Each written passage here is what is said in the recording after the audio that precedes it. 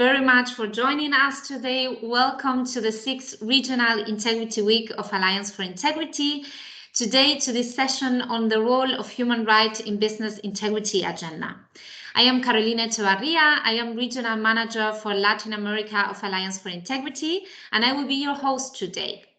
This is not a session created by Alliance for Integrity, but actually is co-created with amazing organizations, was created together with the AHK in Chile, with Miller and Chevalier, with the Instituto Ethos, Save the Children Mexico, and Chile Transparente.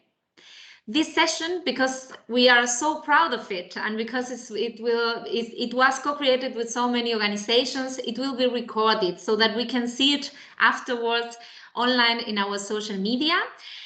That's why if you don't agree to be recorded, we will ask you to go out of the session right now and then see it in YouTube afterwards. But if you agree, you can be here and you can even make questions and comments.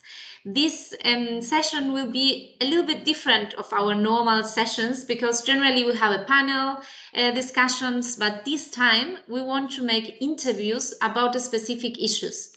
So you as well can be part of this interview round and you can make your questions, you can make comments on the chat that we will try to include them during the discussions and the interviews. Also, we invite you to share your thoughts in social media. You can use the hashtag IntegridadIODS in Spanish, but we will post it there so that everyone in all the languages can use it. And post your pictures, post your comments, and share your experience also in social media. As you can, I already mentioned a few languages, so these sessions will be happening in 3 different languages. This channel where you are hearing me live is the English session, but on the chat, my colleagues will share you the links as well for Spanish session and Portuguese session. So if you are on the wrong session, you can always click on the link and go to the right one. This first part will happen originally in English, but you will hear our translations in the different sessions. And at the end, we are going to go to Spanish. So you will hear my voice in Spanish afterwards. And we will close the event with the last interview in Spanish. So saying that, I want to give the floor to our speakers because we have excited interviews to hear. And that's why I want to present our first interviewer,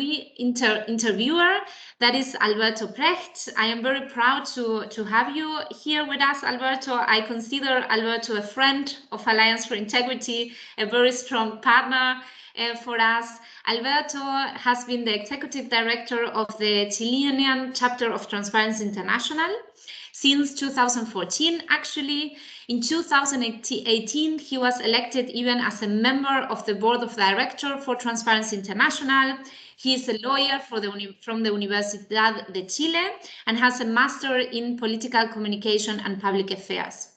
And he has specialized actually in all the matters that are very important for us: transparency, access to information, open government, anti-corruption and administration law.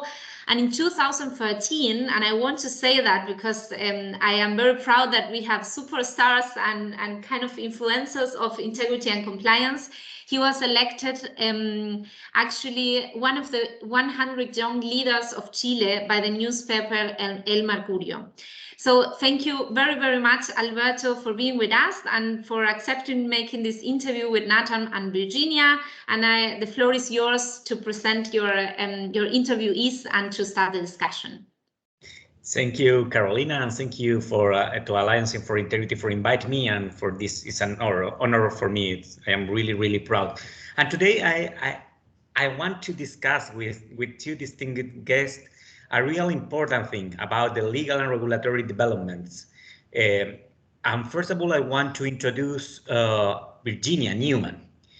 Virginia Newman is a counsel at Miller Chevalier, focused her practice on business and human rights and white-collar crimes defense matters, including internal and government investigation involving the FCPA. Ms. Newman speaks, reads, and writes Mandarin Chinese as well as basic Spanish. Hola, Virginia. Saludos también. She has helped companies design human rights compliance risk assessment for their operation in Latin America, Asia. Prior to joining Miller and Chevalier, Ms. Newman practiced in the Hong Kong office of the large U.S. law firm as registered foreign lawyer. It's really proud it's an honor to me to be with you, Virginia. And also another colleague from Miller Chevalier is Nate Langford. It's a member of Miller Chevalier.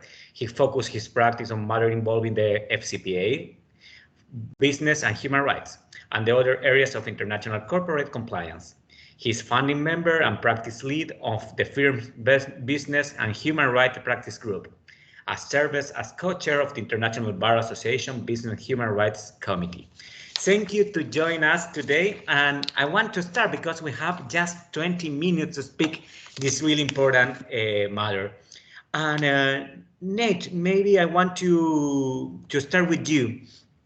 Why should companies be thinking about human rights? Thank you, Alberto, and thank you, Carolina, for the kind introduction as well. When we talk to businesses about why they should focus on this area, why their peers are focusing on this area, we usually think about it in three ways. First, it's the right thing to do because it's based on international standards. Second, it's a way that companies can better manage risks. And third, it's a way that they can help build value. So that's like the positive side of this. And I think just to talk about these different parts of it and provide a little bit more detail. The first part about doing the right thing, complying with international standards, comes from this growing acceptance of companies' responsibility to respect human rights. This is rooted in the UN guiding principles on business and human rights that was unanimously adopted in 2011. And it is underpinning a broad range of international standards in this area. When it talks about the company's responsibility to respect, this is different from government's responsibility, which is to respect and to protect, which means like enforcing laws that help protect people from violations. Businesses, the nature of this responsibility is to make sure that businesses in their sphere of influence, to the extent that they can influence things, that they're not interfering with people's enjoyment of these rights. And so it's a growing acceptance of that. That's an international standard. So it is really about, doing the right thing and living up to this, which is broadly accepted. Now, back to the business case in managing risk, it obviously, you see there being more regulatory enforcement of these standards, growing hard law around this. And so in this context, companies are seeing that it's essential to look at this area to avoid liability, disruption, other negative things. And then lastly, just to come back to the positive, which is the note I always like to end on, is like, it's a way to really build value, differentiate yourself from your peers, and to stand out, to attract customers, talent, all these other areas. And especially in this context with ESG being so much more important, people really looking at how to improve how they rate in this criteria. So I hope that's helpful. That's just a bit of an introduction on that. Excellent. We will back with legal liability. And Virginia, imagine that I am an investor that I want to invest in Latin America, and I go, of course, to Miller and Chevalier, and you receive me, and I want your advice. And I have this question for you because I want to invest and go to Latin America. What are some common human rights issues relevant to companies in whole Latin America? What are these common things that I want to be aware?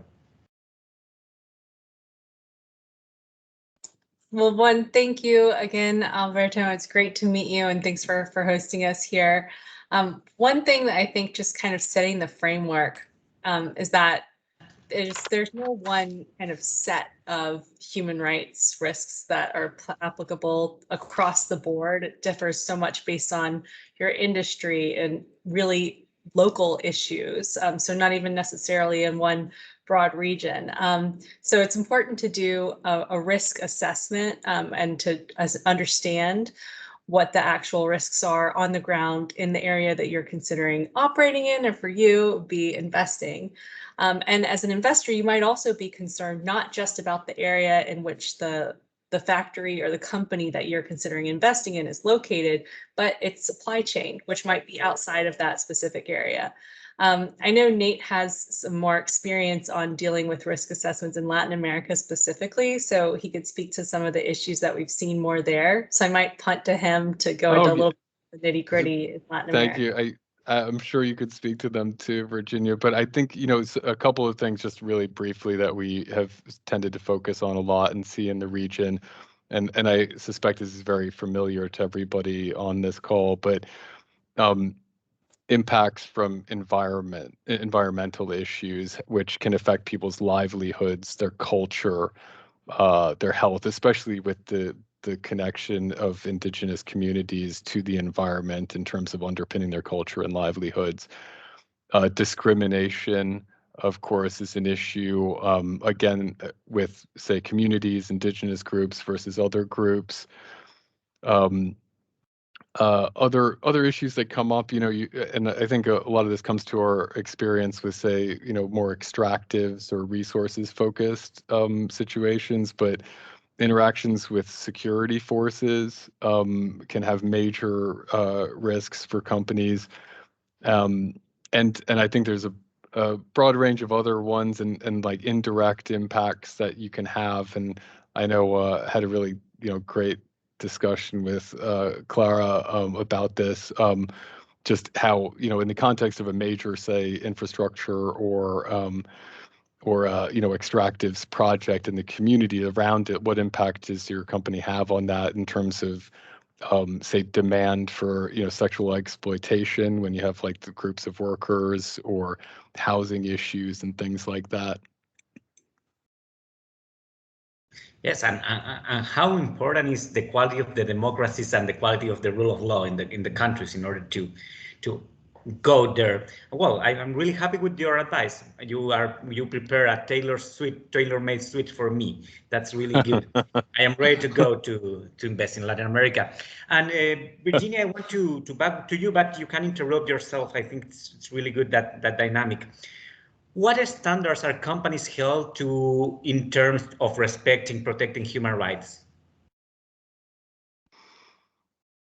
Yeah, so in terms of the standards that they're held to, we often talk about this galaxy of norms. So as I'm sure a lot of the folks on this call are aware, there's human rights due diligence and human rights expectations have really started out in the soft law area. So with companies making commitments to the UN guiding principles or the voluntary principles. And then now governments are also starting to regulate in this area. So there's some more fixed expectations from certain governments, particularly we know in the US and in Europe. But there's also, as you kind of alluded to, Alberto, this investor demand as well. So you see companies talking in their securities disclosures or in their annual reports about the commitments that they're making. And so sometimes it can be this sort of self-reinforcing process where companies are deciding what standards they are being held to, and then their investors and potentially regulators are holding them accountable to that. But there is a broad kind of galaxy of norms and a shifting target in some respects for companies to figure out to what standards they are going to be held.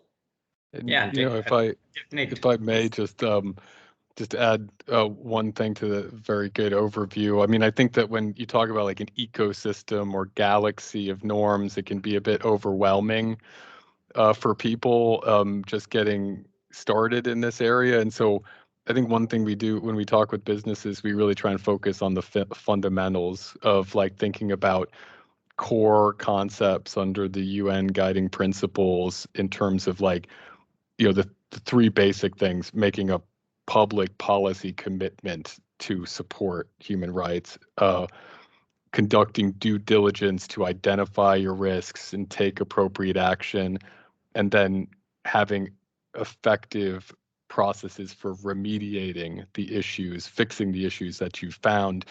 Just trying to keep it simple for people and say, like, there are specialized standards, say, like for security forces, for supply chains, and they all have differing degrees of importance and hard law, soft law. But I think, focusing on those fundamentals can really be helpful in practical terms. I think nobody wants to contaminate the business with human rights affairs. Nobody wants. Yeah. We want to keep our reputation safe, and that's also really important, I think so. But well, if things doing wrong, what are some sources of actual legal liability? What happened with the misconduct? Virginia? Oh, you're on mute. Yeah, you're muted. I've muted myself. So there's several different sources of legal liability. And in the States, you see suits brought under tort, securities law, and then there's actual regulatory enforcement. So in tort law, there might be consumers that sue companies, and we have seen instances of this in which consumers sue companies for saying that they didn't accurately disclose the human rights violations in the supply chain for the products that they brought into the States.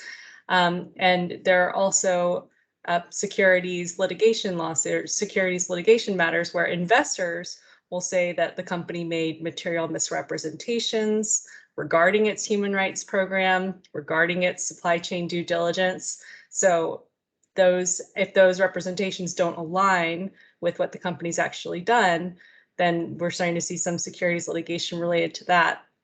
And then on the enforcement side, which is I think where a lot of companies are paying attention right now, the United States Customs and Border Protection is responsible for enforcing US laws, which prohibit the import of goods that are made in whole or in part with forced labor.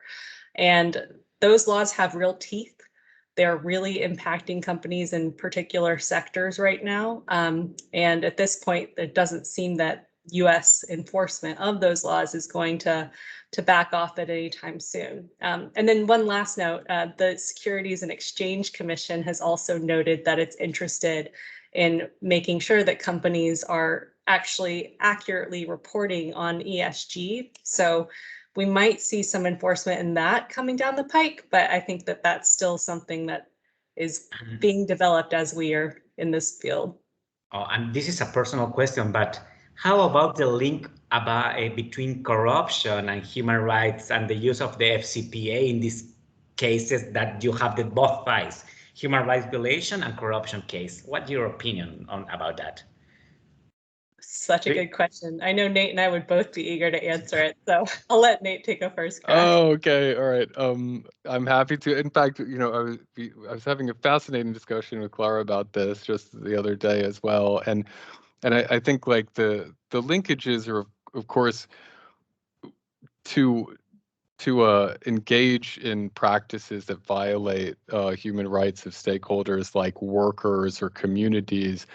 You often have to have governmental authorities like the police look the other way, because there are usually local laws that protect people from abusive labor practices and things like that. And so you see corruption facilitating getting regulators to look the other way and to allow this to go to happen without any kind of consequences. And then the other way, which is we should all keep our eyes on, is just like, when we talked about earlier, that it's the government's role to protect human rights. And when you have corruption of public officials, you have people abusing the trust that the government has put in them to carry out their functions. And so if you have a corrupt system that's stealing money from the government, they're getting worse deals, they're not doing their job, they're not doing their part to protect human rights of stakeholders. So corruption is inextricably linked with this. So I'm glad you brought it up, and I know it's a real central focus for you at Transparency International. Yeah. And also you need to clean the money, and the money who came from the human rights violation, you need to clean. And yeah, be aware of the FCPA, because human rights crimes could be maybe prosecuted with this legal act, and also I think with the Patriot Act maybe too. Yes. I don't know.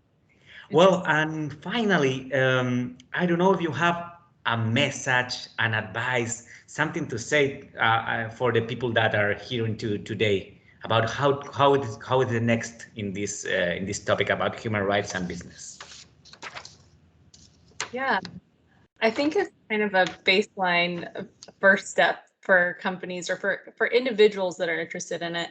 I think if it's a person that's interested in understanding what their company and employer is doing, to just look up and see the type of policy that your employer has, and see if there are ways that you can get involved and give feedback.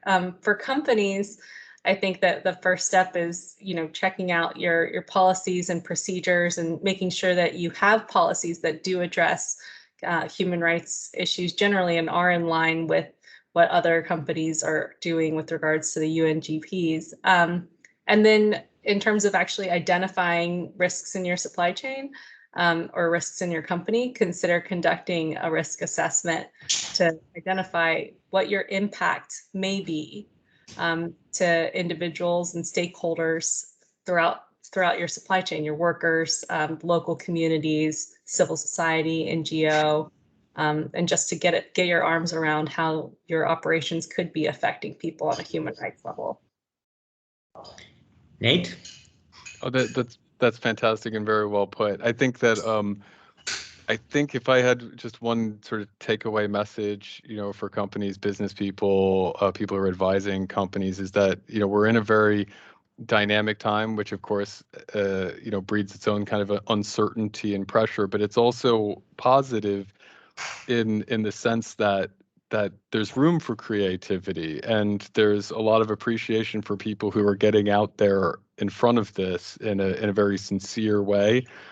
And so I think I would look at and I think a lot of people who are familiar with anti-corruption, compliance, other areas of compliance, there are a lot of best practices and things that you're already doing that can be that are probably a solid foundation to build on. And so really just encourage people to start thinking about this and how you can live up to your responsibility, help your company out, and just be creative with building on what you have to better address these risks.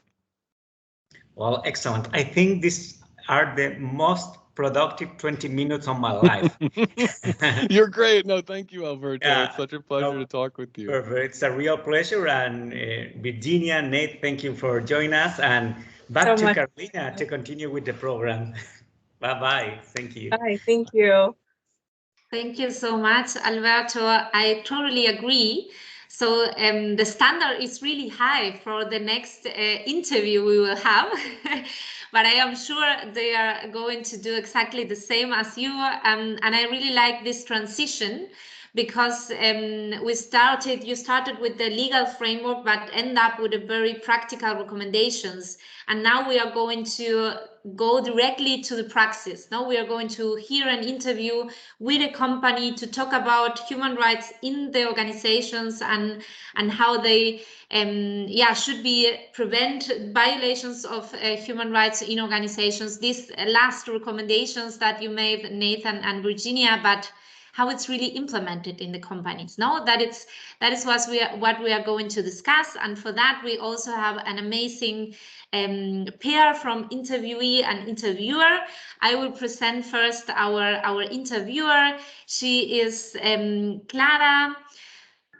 Give me 1 second, that I am having some small connection problem. Can you hear me? Yes.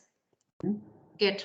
So our interviewee is Clara Serva. She's the head of business and human rights practice area and the pro bono coordinator at Tocini Freire Advogados in Brazil. She's a co-leader of the thematic Chamber of Social Impact of the Brazilian Business Council for Sustainable Development and also a member of the ESG Commission of CFA Society Brazil. And I told you already before that we have only stars from compliance, and Clara as well was ranked among the most admired female lawyers by Analicia Advocacia Muller in 2021. So congratulations, Clara, and thank you for being with us today and making this interview. So the floor is yours. Thank you. Thank you so much, Carolina. See what a challenge we have speaking after this great panel with Alberto, Nate, and Virginia. Thank you very much for the invitation. I would like to also thank Instituto Ethos and Alliance for Integrity for this opportunity, and especially Aaron Gottolf from Walt Disney for this conversation. We are here today to talk about the inclusion of human rights matters in a company's compliance program and to learn about Disney's experience in that regard.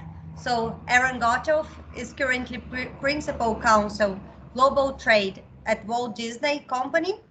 In his role, he advises internal clients on international trade compliance issues, including customs, export control, economic sanctions, automation, and trade compliance program organization and execution. Aaron brings 25 years of experience in international trade.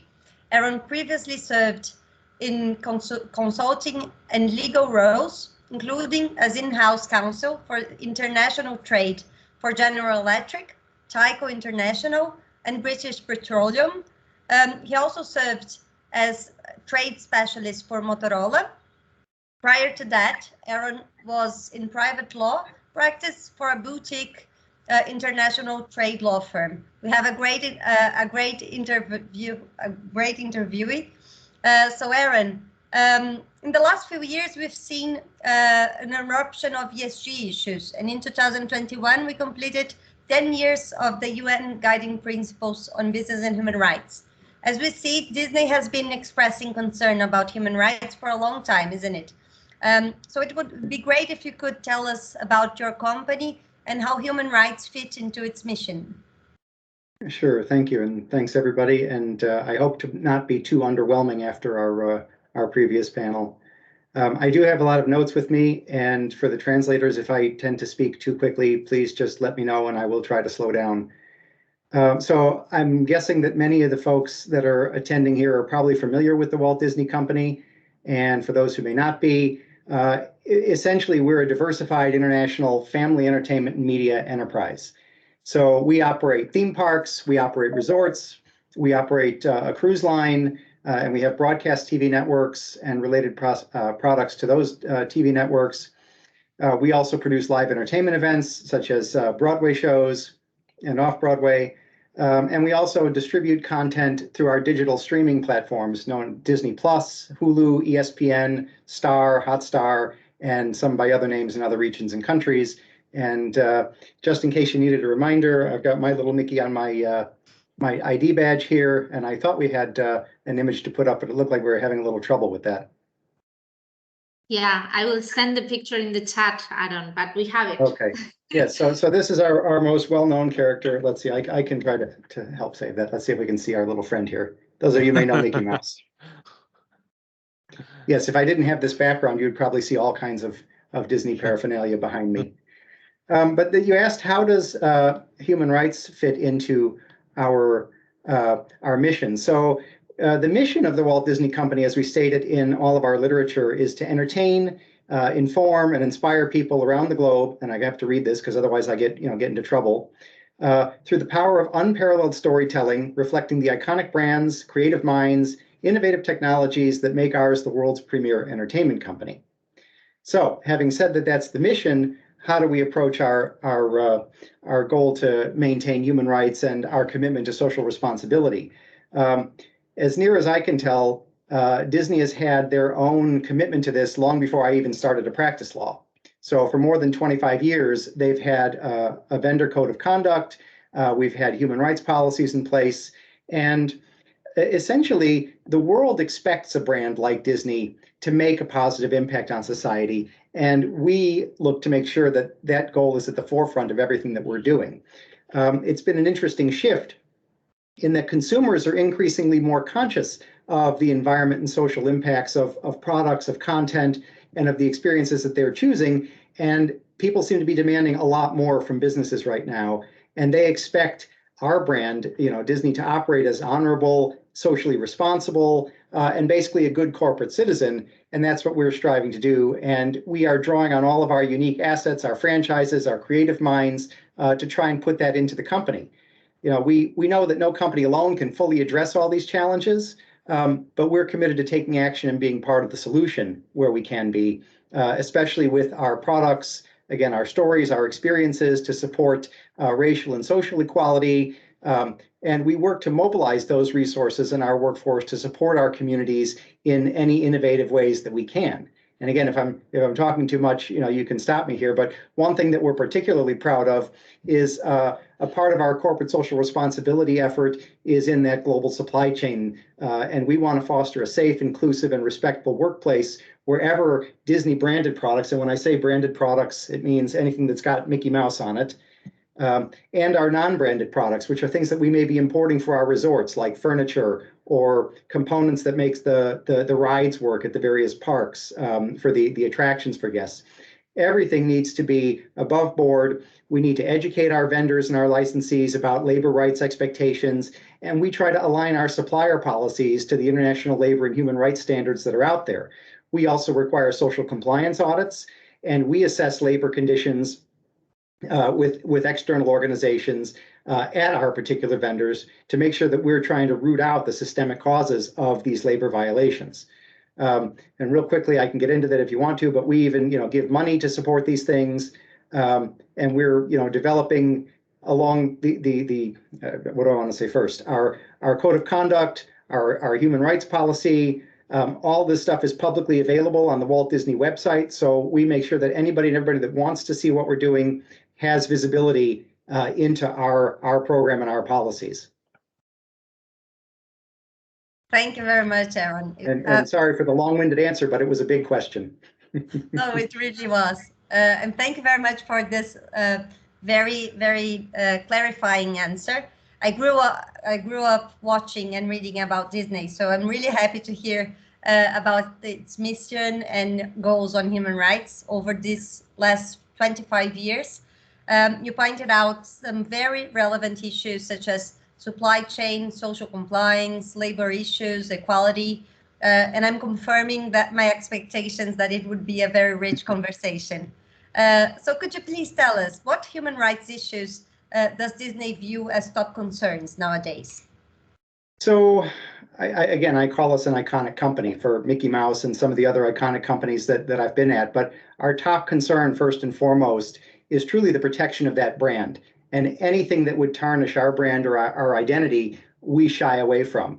And we believe that in order to protect that brand and protect our corporate identity, we have to incorporate goals into what we're doing with our supply chain that protect and respect human rights anywhere that we're doing business, whether that means we're sourcing from somebody, whether we're selling to somebody. And in addition to that, we believe that we can actually make a positive contribution to the promotion of human rights in our businesses by, as we've done, strongly opposing human trafficking and the exploitation of children. I think our top concerns typically revolve around preventing any products that we're causing to be manufactured by our licensees and our vendors anywhere they are in the world, and especially if they're Disney branded, which means that they've got immediately recognized as a Disney item, that they could potentially have been made with forced labor. And we're defining forced labor along the lines of the International Labor Organization indicators of forced labor, which doesn't necessarily just mean people can't necessarily leave their factory. It includes overtime requirements. It may include documents being withheld. It may include recruiting fees being paid. I mean, all the indicators that are in the ILO indicators of forced labor are what we're going by. So we're trying to make our focus as broad as possible. And where we find issues, we don't just walk away from a supplier, we actually try to correct them and try to fix those things so that we're actually making that positive impact in the world.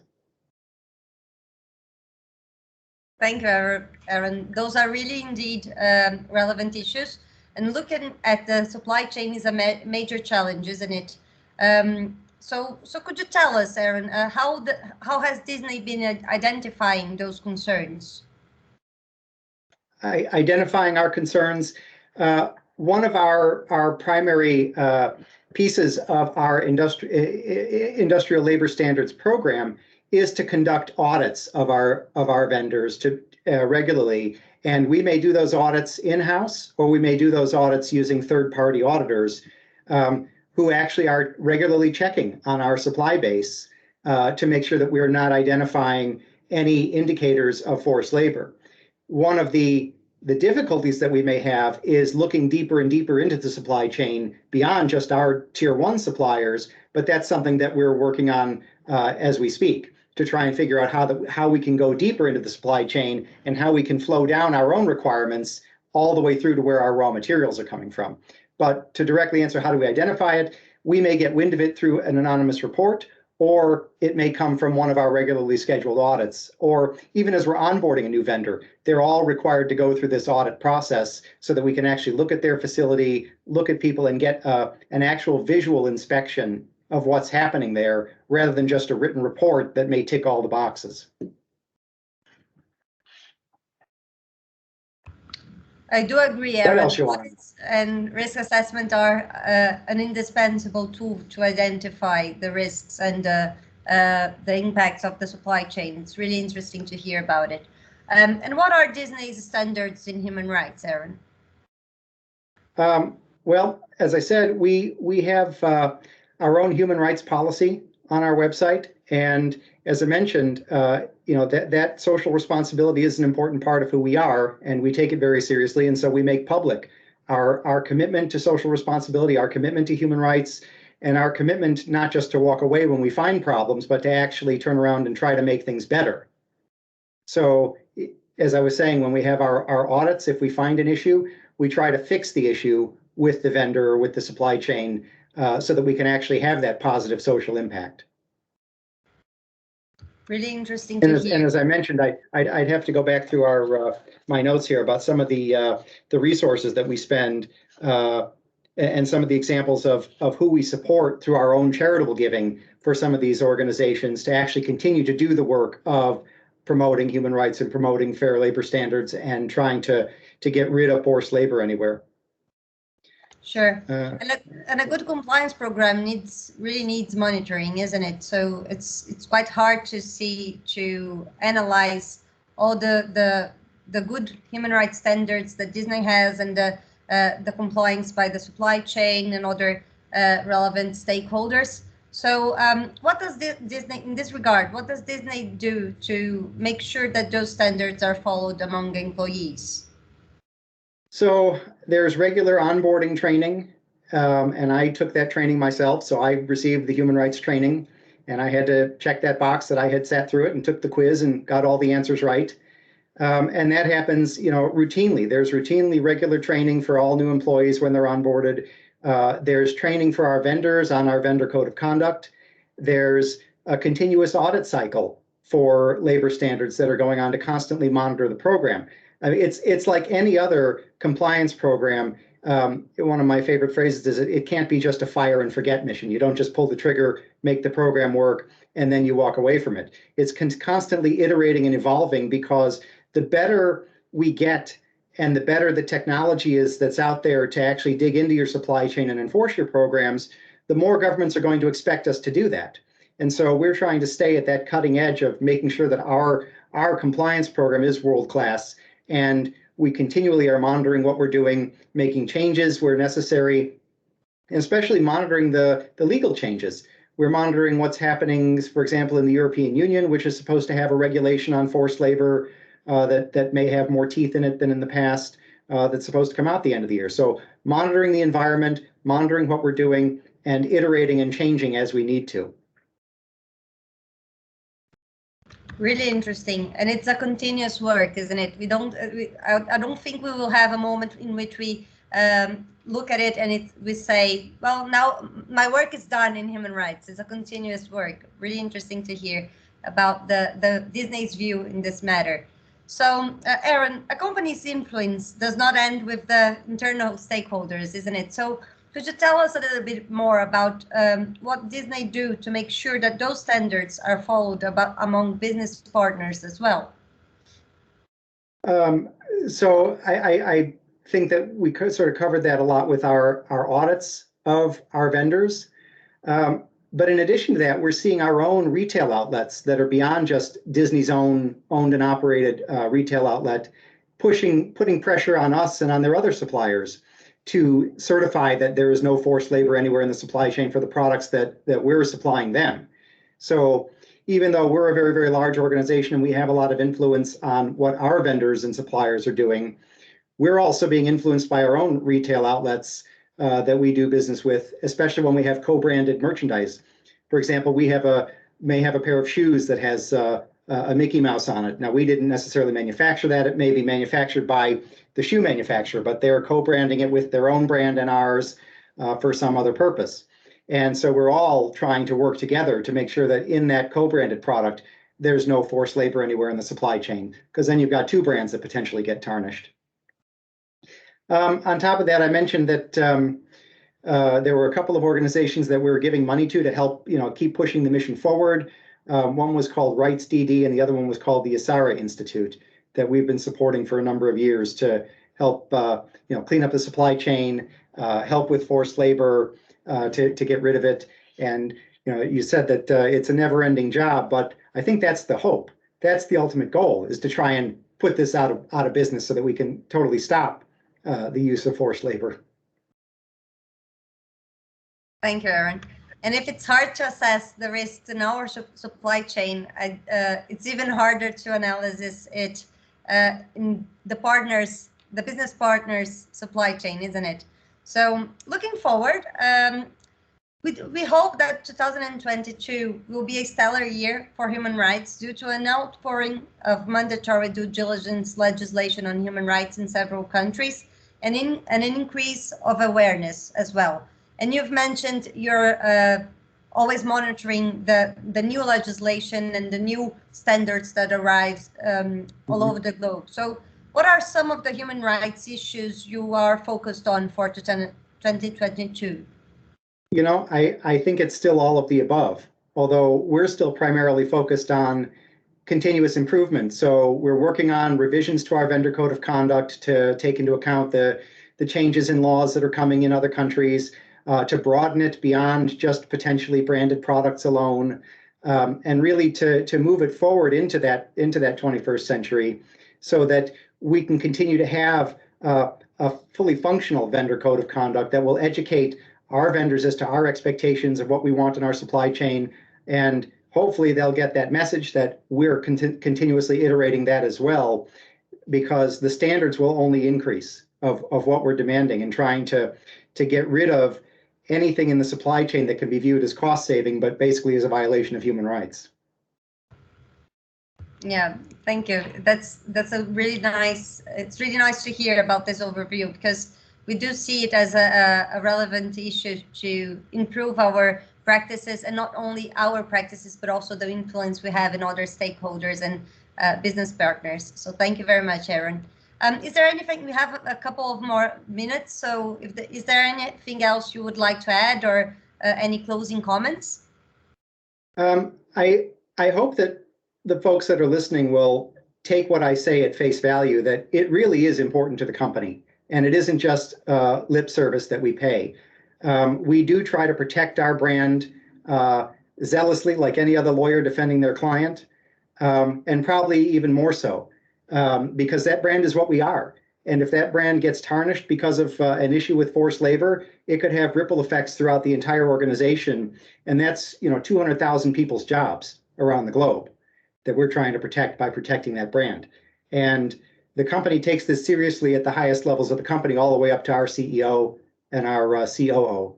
In fact, I had a meeting briefing the chairman of the Parks and Experiences and Products organization just earlier this week on this very issue. So it does mean something to us.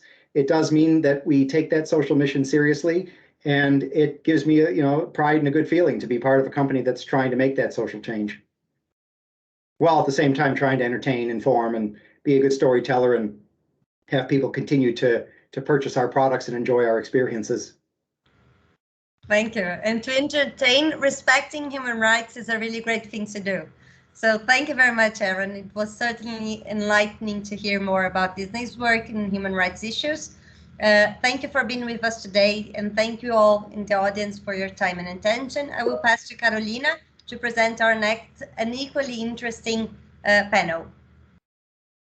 Okay. Oh, were there any questions in the chat, by the way?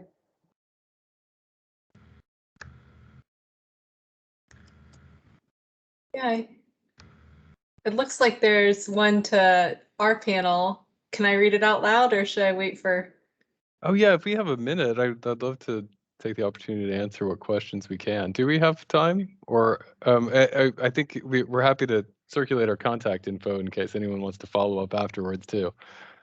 Sure, perhaps I can read both questions. One is for Aaron and another one for the first panel. And we can take those 3 minutes left to answer those. What do you think? So for the first panel would be, do you recommend to conduct risk assessment in place of higher risks, or do you think it's sufficient to handle it from your headquarters? To Aaron, do you conduct human rights due diligence of all your providers' supply chain?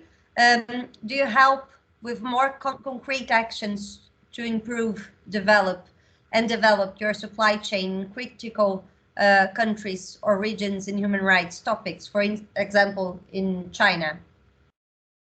So, Aaron, if you would like to start. That question takes a lot longer than 3 minutes to answer, because that dives into a lot of our process of how we onboard a vendor, what we go through with the due diligence at the time, and then where they are in the world, what their risk scores are. So I think suffice to say, there is a lot of robust process around onboarding any vendor before we will let them make something that has our brand on it. But there's so much process behind that it would almost be another benchmarking session. So I apologize, but it's far too much to cover in the minute and a half that we have. Thank you. I might just take a shot at answering the first question about, like, because it's a great question of whether you need to go on the ground to locations that are higher risk, or whether you can just assess your risks from headquarters. And Nate, if you want, I can add something to that too, because just so you know, we do look on the ground, and we will send third-party auditors, or we will send our own auditors where possible. So that's my 2 cents. Thank you. I think we're totally on the same page. But at the same time, there's a lot of good you can do by looking at risks from headquarters. And so I wouldn't encourage anybody to skip that step, because looking company-wide, doing your desktop research, making sure you know from key internal stakeholders and management what their perceptions of risks are is extremely valuable, and shouldn't be skipped over. But at some point, you do need to go on the ground, and the most important reason is that due diligence, human rights due diligence that's viewed as reliable, has to involve outside stakeholder input, and the input of people who are in the most vulnerable positions of being impacted by human rights issues. So hearing the viewpoints of low-level production workers, important in many cases. Hearing the input from community members, very important. So I would say that there's value in both, and if right now your resources and where you are at in your stage of development is just making a headquarters effort to assess your risks, I wouldn't want to discourage you from doing that, but at some point you really will have to drill down.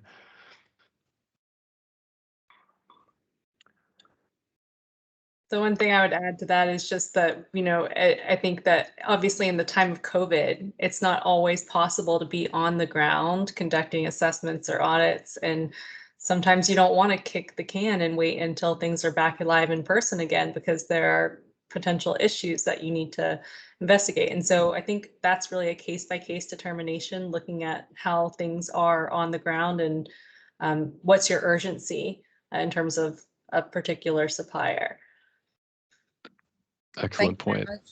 Nate and Virginia. Carolina, do we have a couple of minutes extra to answer the first question as well? There was another question in the chat. Oh, yeah. You know, I had a quick thought on that too. I remember reading that, and I just I think the question was what compliance people can do to help with this field. Is that the basic question there? Yeah, it's about what is the contribution that compliance or business conduct area of companies can make to human rights or human resources management in general. That's exactly it. Okay. I think if we're talking about the role that in-house compliance people can play in this, if that's the general main point of that question, I would say that it's a huge contribution, that your role is central to this. I would think that, you know, we always start with assessment of risks here.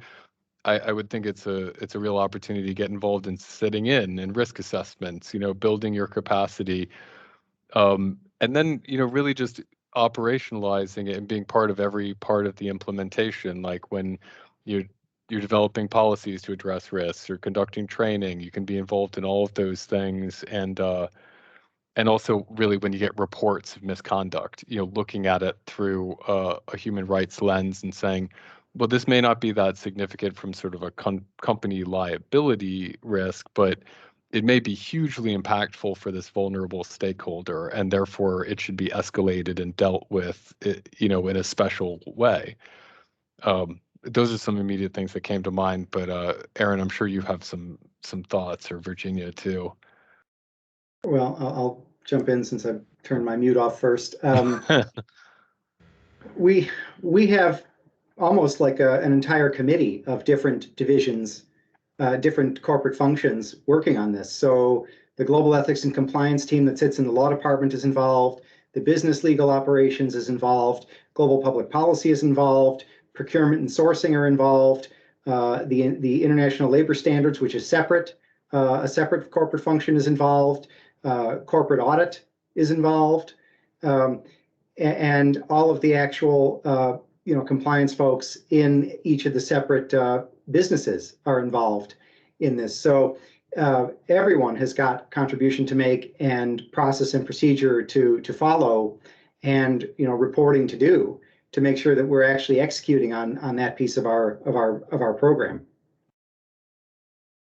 Yeah, and one thing you mentioned previously, Aaron, that I think it's really interesting is the possibility that companies have to contribute to the compliance of human rights in their suppliers, for instance, and not just simply terminate the agreements, actually contribute to an improvement in human rights standards in the supplier or the supply chain in general. So I think we did manage our time. So I would like to thank you once more and to invite Carolina to jump in and to present the next panel. Thank you all. Thank you, Clara.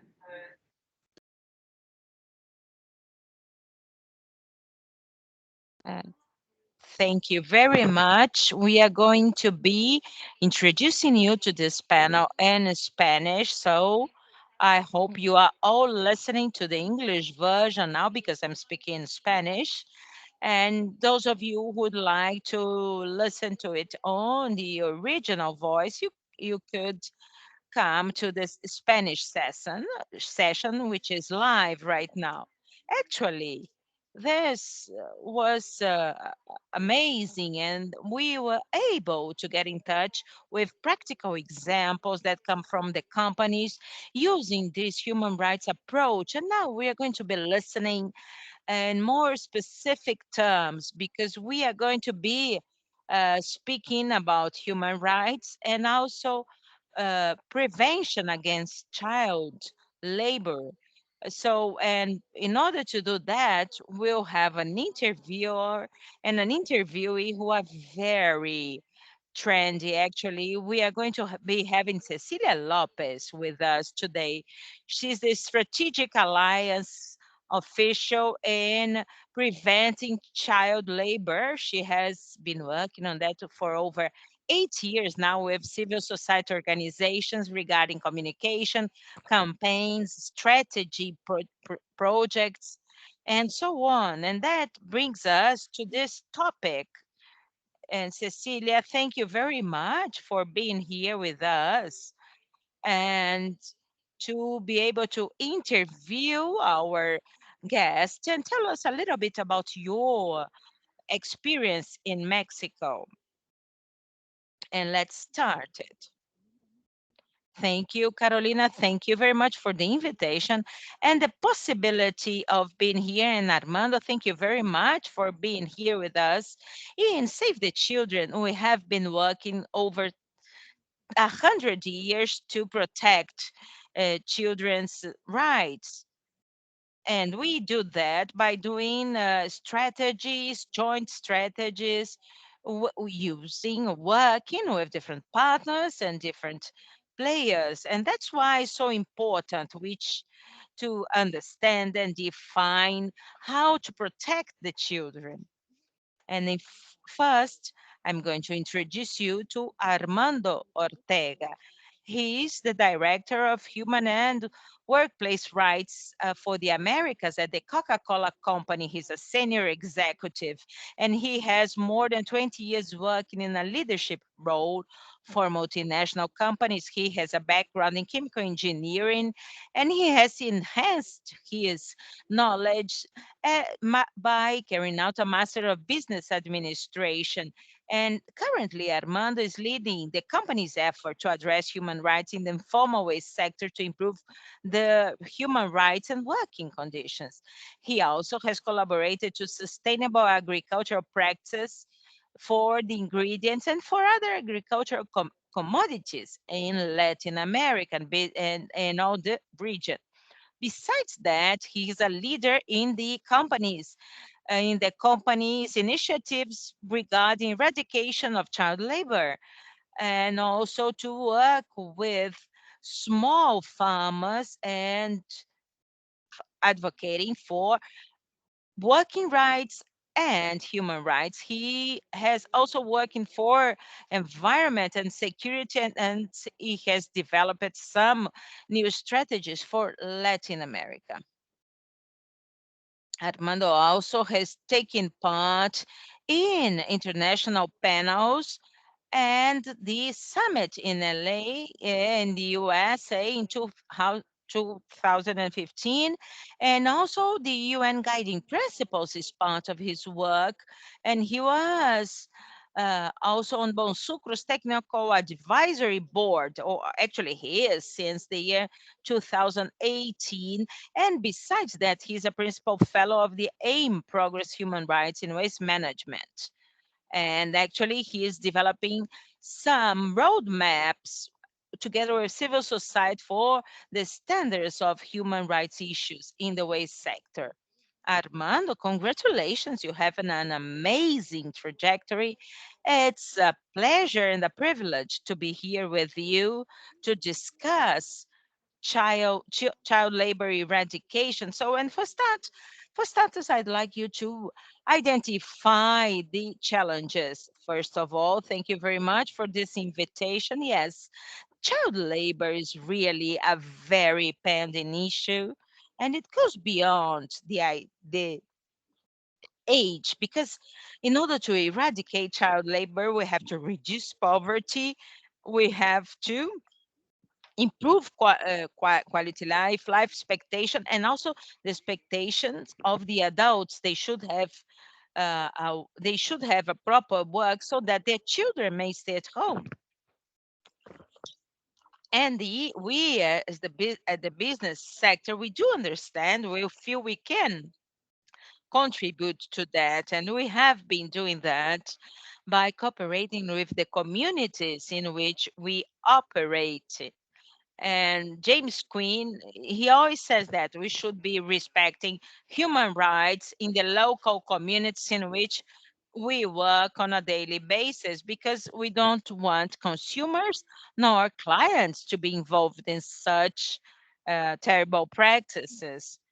So Virginia has explained to us the legal issues uh, based on international instruments and agreements and the United Nations documents. But that's something that will allow us to understand what should be done and how we should be doing it. Of course, surveillance is important, and when it comes to global supply chains, we have to implement that not only in our own companies or our own operations, but throughout the value chain. And we know that we have to work also uh, with the state and government so that they can protect the rights we are entitled to. But at the same time, we have to cooperate with them, the communities, the different levels or instances of government, in order to do that after a due diligence that could take us to generate actions that are really strongly necessary. And whenever we can, we should be focusing on the people as the fundamental hub. Many companies, when they carry out risk analysis, they are concerned about protecting the brand, because many multinational companies consider their brand to be the most important thing. But we should be protecting people, and that's why we carried out a project that identified the risks regarding human rights. And we know that child labor is a key element that we should approach in our value chain. And these strategies that you have been using with regards to human rights and child labor, which are the hurdles you have identified, and how have you overcome them? Well, to be able to reach such a level, we, like our peers, we have created internal policies. We do have a human rights policy internally. It's not an isolated policy. It's integrated to, within the sustainability strategies of our company for the sustainable development, not only with regards to the environmental aspects, but also social aspects are inserted there. And of course, we have to enforce these strategies, and we have to monitor them using due diligence. For instance, we have developed different audits. I would say that 2,500 globally speaking in our value chain. And because those bottlers that work for us, they must be inserted on this strategy. We have also developed impact studies in the sugar industry, since it's the most important element of our chain. And that's how we commit to find solutions for child labor use.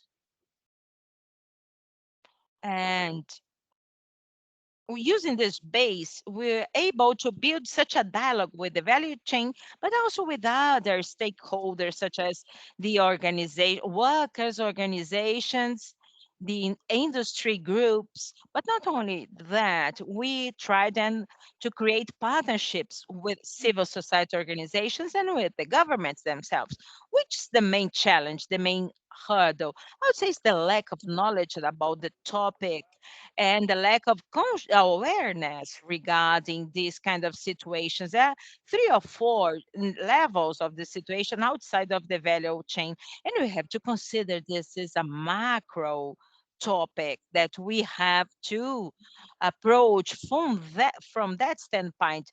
ILO has said it's going to be the poverty is going to be growing. It has grown already. So people have to become self-employed, and those are the situations that have huge impact.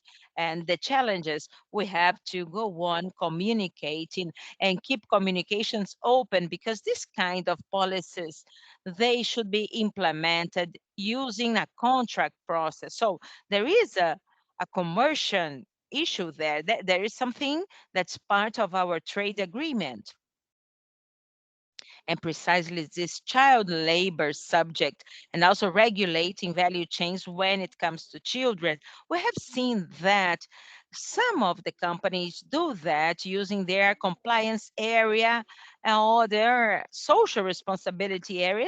And we thought that it might not be the most correct approach in your company, in Coca-Cola, according to your experience. Which are the key areas that should be involved to make the strategy a successful one? We don't have this area of social responsibility. I have peers on other parts of the company, and we are the global area, the human rights global area within Coca-Cola Company. So our policies and human rights policies and the principles we have defined as agricultural sustainability principles, the value chain principles, the recycling principles. So they get together, and they are the basis of the sustainability part. And we are not an organization that we work in a silos, isolated from everybody else. That's not the case. We work seamlessly with the company, and the company has been re-engineered in its operating mode, and we do work in a coordinated manner. So my role is that I check the supply chain, the sustainability departments, the providers development areas. So human resources internally speaks, they must know what we are looking for and how we aim to achieve the goals. But also there is a foundation, a Coca-Cola Foundation, that's a global foundation that they try to and implement development tools for the community and development projects. So one of the tools you have is the women empowerment. We know that this is a key factor in the families, and many times they are the decision makers of that household. And if they don't have an active role, that could bring us to those practices we really want to avoid. So some goals have been achieved, and we can do that with our extended value chain. So we have to decide, and the cooperation of the women. Of course, all that is an integrated effort. All the areas need to be integrated and informed about it. And what has been the challenge that you have faced to take all these in your supply chain? In Coca-Cola, we have been working for the last 2 decades in this kind of issues, addressing compliance, social responsibility, and now connecting it to sustainable development. And we have been working with different initiatives, from sharing this kind of values with different contractors and providers, and also to develop programs to check and onboard new providers, and also to audit the pre-existent ones, so as they are able also to comply with these standards. At present, I can attest that we don't have any child labor or any slave practice in our different instances of the supply chain. But we are aware that we may find some of these practices in the extended value chain. So, for instance, in the area of agriculture or cattle ranching. So we can see how we can reach out and connect all that to the environmental issues. From 2018, we have been working in an initiative to also reduce the impact of the bottles and packaging in the environment. So also how to address the informal sector. Of course, we are not going to hire the garbage picker, but we are going to see how through different policies we can somehow reach out to these areas. This year, for instance, that is the year for the eradication of child labor, we have cooperated with other competitors and that does not mean that we're infringing any antitrust laws, but we cooperate in joint ventures because at the end of the day, we know that we are purchasing the same ingredient or the same packagings from the same sources.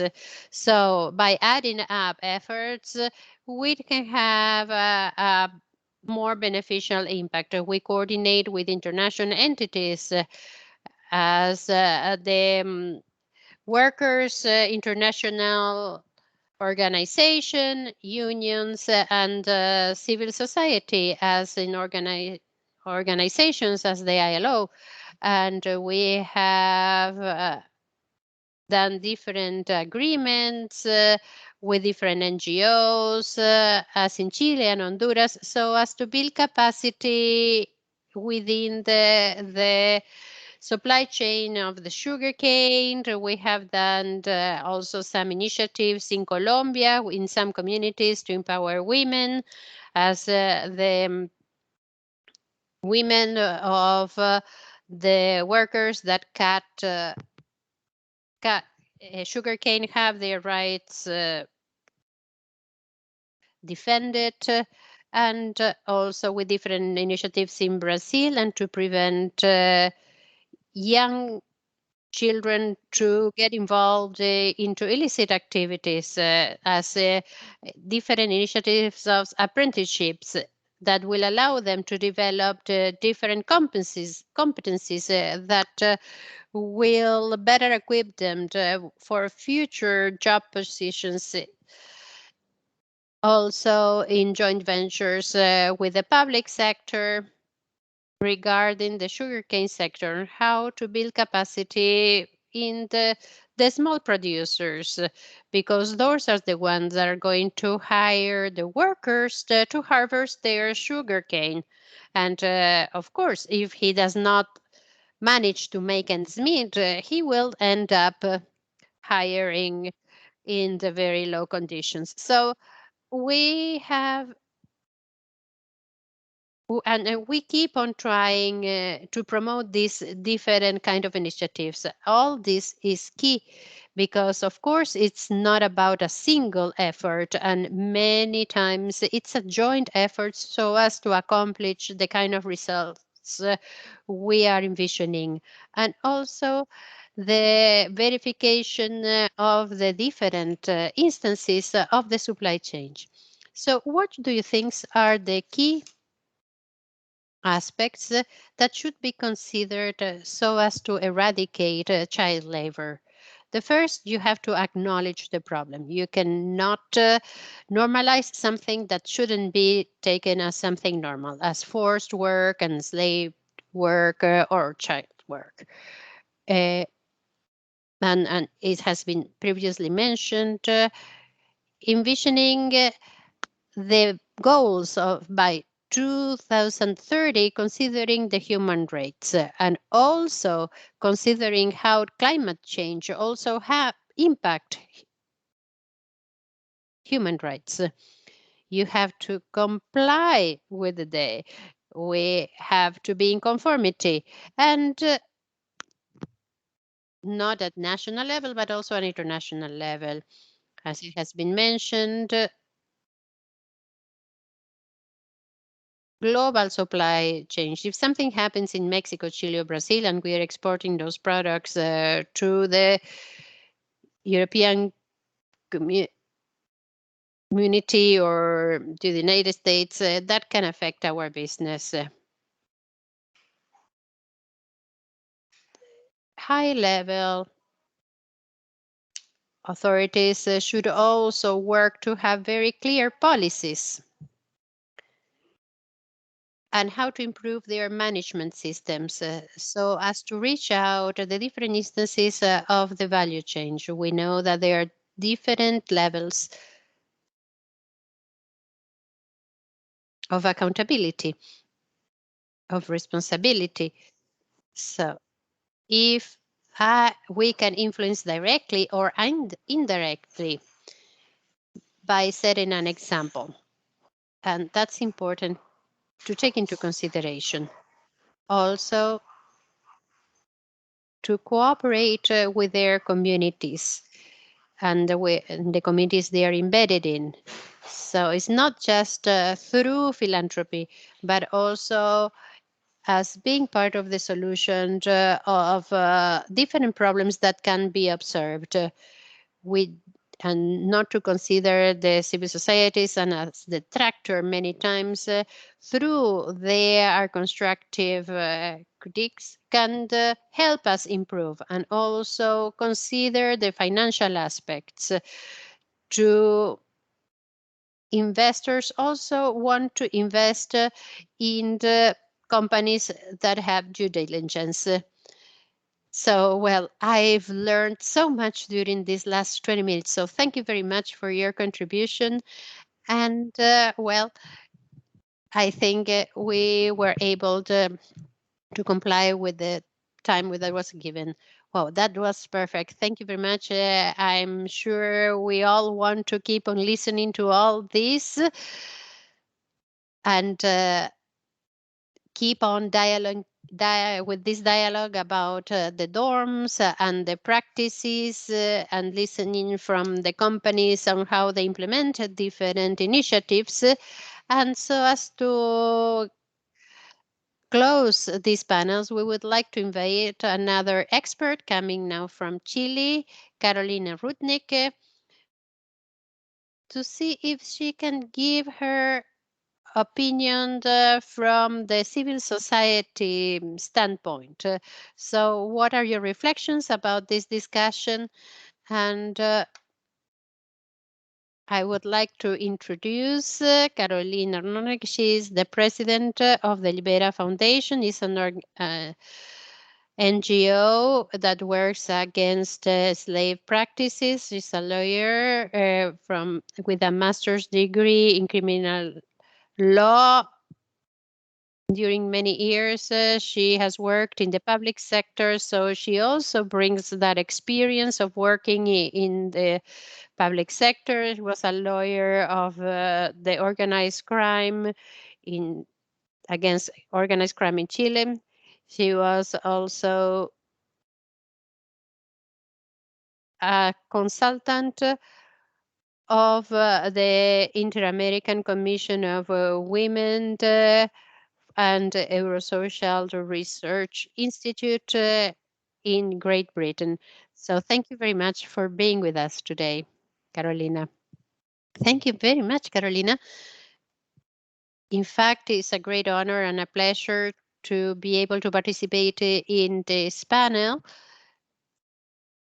And also, I'm very thankful to give voice to the civil society that has had so much experience from the ground about this phenomenon that we name the violation of human rights. To me, it has been a great experience to attend the seminar from the very beginning, because without any doubt, it gives a lot of hope to see all that important legal bureaus and important companies are really engaged on the protection of human rights, given that it's such a challenge in Latin America. What I would like to share with you is perhaps to highlight 3 points to take into consideration. Just listening to the experiences in different companies and what the market demands. I think that one of the things we should take from this seminar is to acknowledge that the violation of human rights in the operations, in the supply chains, in companies, it's a reality. We have to acknowledge that, in fact, it happens, and therefore we need to analyze how it takes place and act accordingly. And it was very good to hear from the companies how they have worked to identify these kind of practices. You being a citizen, we can ask, so how is it possible to have such violations of human rights, considering that there are so many laws, international treaties, different institutions that enforce these laws, and also the voluntary commitments done by different companies. So asked about ourselves the reasons behind this practice. And it's important to know that our model of development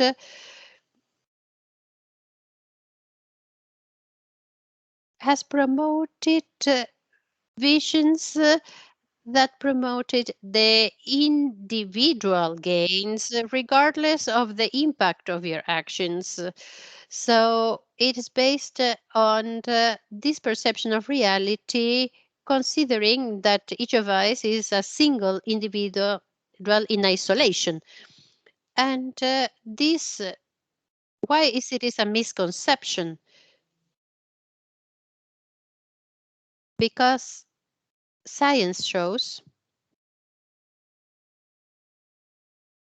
in its analysis to society and the natural systems, we are interconnected network and interdependent of flows and transfers among the different systems that conform a systems. We are not an isolated entity. Each of us has an impact in that network of interactions. And as it was it was mentioned in the first panel and in the examples of Disney and Coca-Cola, the international standards reflect this new paradigm of reality. The guiding rules of the United Nations start from the base that we are not isolated atoms, but we are an interconnected and interdependent network where the company is a social actor. And a social actor that has an influence in the system that is quite impactful, much more than the impact of an individual, or even sometimes the state says. So it is important to consider this this conception of the system. And therefore, it is important to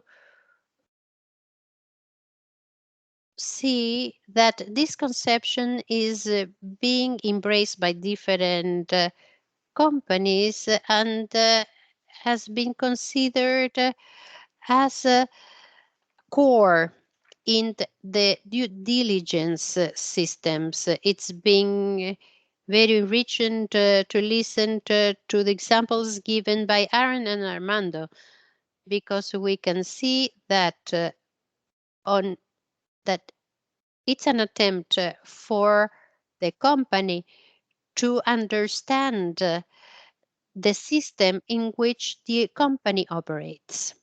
And when they take responsibility in their role in this exchange of interconnections, we also take responsibility for these practices to respect human rights and how to develop these different talents. It's like a garden. If you water your garden, you may have many flowers in the spring. That's what we ultimately want for our society. So what what does it mean to have a due diligence in companies, and how is that connected to the company integrity? When you identify some violation of human rights, you are identifying foci of corruption. When identifies forced work, we identify degrading working conditions, you are identifying foci of corruption, and from that perspective is a very important tool just to address different issues. As it was also mentioned by the representatives of the different companies and our colleagues from the Institute Emilio Chevalier. Due diligence implies the strengthening of the ethical commitment of the company, and also to consider these ethical values as core, generating adherence in all the business scope.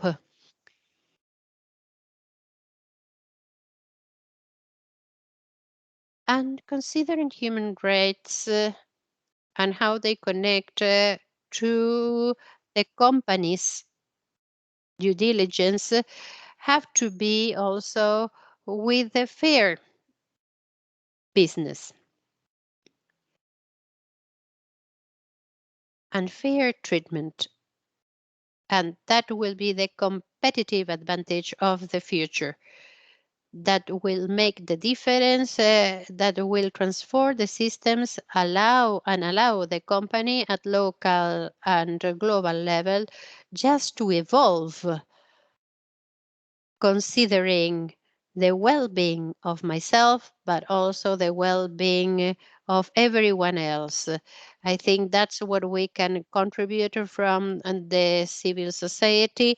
And I thank once again for this opportunity to debate on such important issues. So thank you very much for the invitation, Carolina. Thank you, Carolina. I cannot think of a better way to close this panel.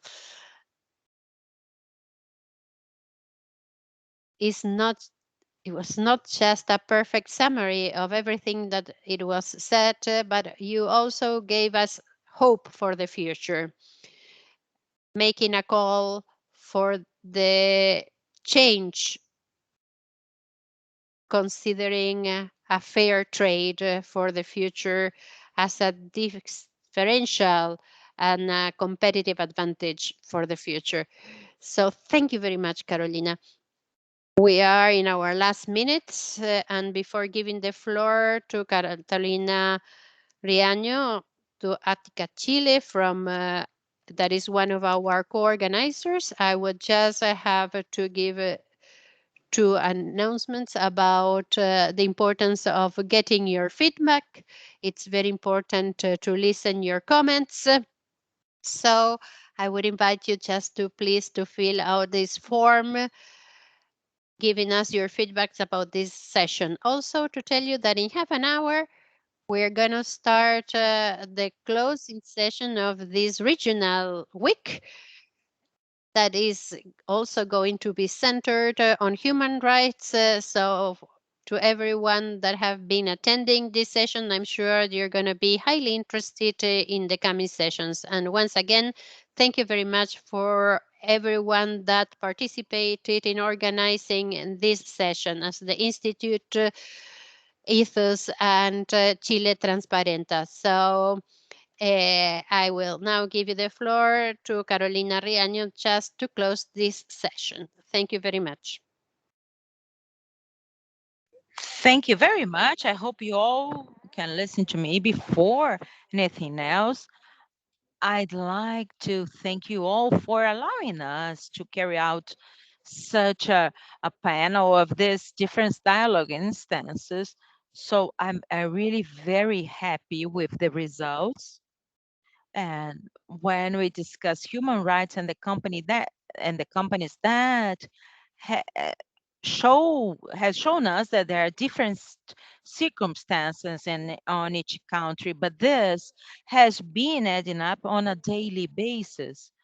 And the panelists, they have shared with us some of their routines in their companies and their daily lives, and we we can understand from that that there is a call to be made to talk about real change, because there is the responsibility involved and also the civil society's role in creating the strategies that will lead us to relevant changes, and that will lead us to the sustainable society we'd like to get to.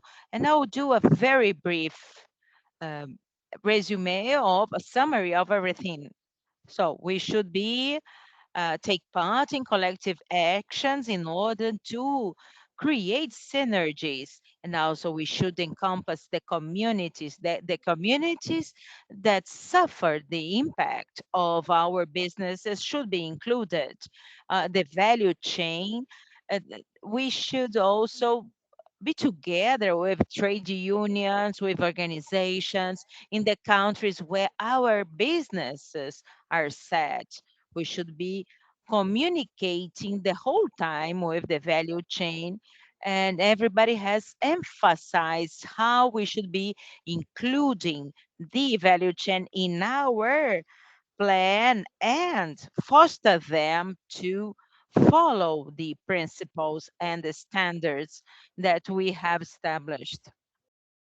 Besides being able to work together with the initiatives promoted by civil society, also to try and create mechanisms that will better identify those impacts and atone mechanisms. You know, the reparation mechanisms is a important part.